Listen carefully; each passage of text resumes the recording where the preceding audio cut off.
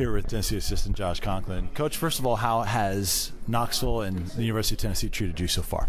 It's been absolutely wonderful. I mean, we've really enjoyed it. My wife and I, moving here from Charleston, have enjoyed the Tennessee experience. We've enjoyed the Knoxville experience. And, I think anytime you go into a new situation, you just want to be around really good, positive people. And you find that at Tennessee, obviously, with the football staff, and you also see that within the community. And it's infectious. The pride that they have for the Tennessee Volunteers is a lot of fun. You take a lot of ownership in that, and every day you go to work, you want to make sure that these people are taken care of, because it means so much to them, and obviously it means a lot to you personally as a coach. And I think there's an investment that you feel, towards the community and towards what this university and program stands for. I'm sure you knew, like you just talked about, the history, the tradition, right, the passion of the fan base. Has it been any different, even more intense, now that you've actually been here and gone through some of it?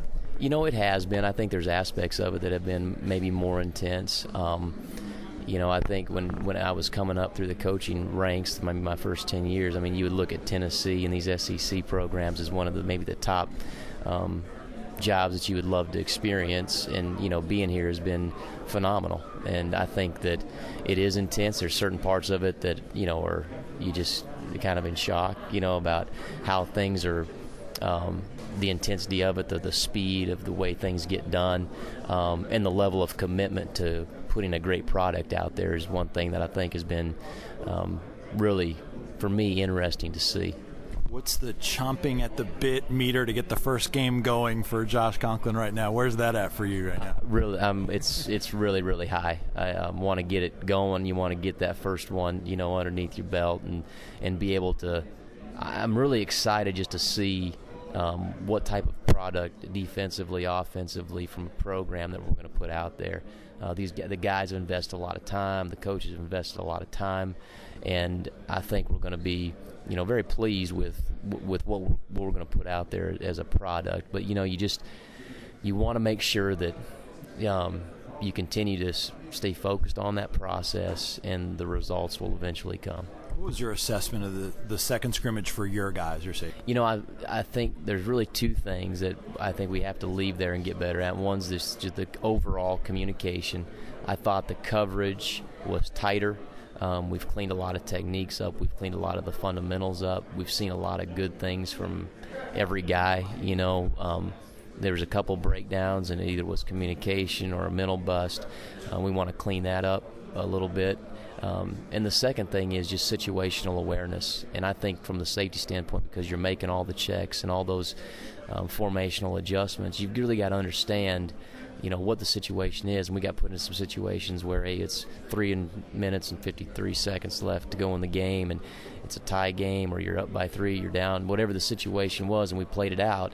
And you get yourself into an overtime, you get yourself into a 2-minute. You got to start understanding first down, second down, third down.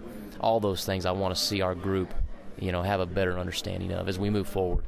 The communication, is that a group effort with 2 or however many guys you have back there? Or describe where that responsibility lies. It's a group effort. I think it begins with the safeties, and then it goes from the safeties to the corners, linebackers to the front end. It's a collective group effort, but it's just important that we're all on the same page, and we're all guys that understand. Maybe it's not the exact coverage that us coaches would want to have called, but it's a coverage that we're all on the same page and we can live with, because there's not a mental breakdown. Describe the 2 safety spots. Yeah. A lot of times we've heard free safety, strong safety. Right. But a lot of the guys have talked about, it's really more left and right because we have to adjust. Kind of describe that difference. I think any time that, I've always been a guy that's believed in left safety and right safety. You could make a case, an argument for strong safety and free safety. There's some guys that have different skill sets for either one of those. But anytime you play left and right, it becomes a little bit more difficult to figure out who's going to be dropping down in the box. And that's how we've taught it, and we've taught it that for a couple of reasons. Number one, I think it's important for the guys to understand big picture.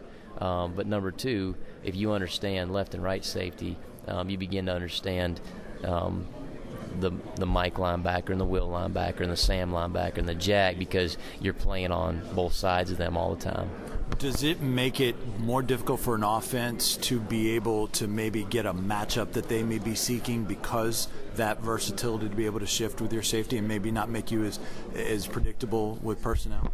I think it does, yeah, I really do. I think it could make it more difficult for offenses to do that. I think it becomes a little bit more difficult to decipher, maybe where your blitz patterns are coming from and who's dropping where and, what type of coverage you're playing, if you're playing a single high or split coverage look. But it does make you more multiple, and I think in the long run, too, what you want is you want to have a group of guys that if an injury does happen, unfortunately, if an injury were to happen, you have another guy that you can put in there, and he's not just limited to one position, but he can play either one, if that makes any sense. Yeah, Coach Sunseri's talked about he wants production from his guys on defense. Right. How are the ball skills of the safeties right now?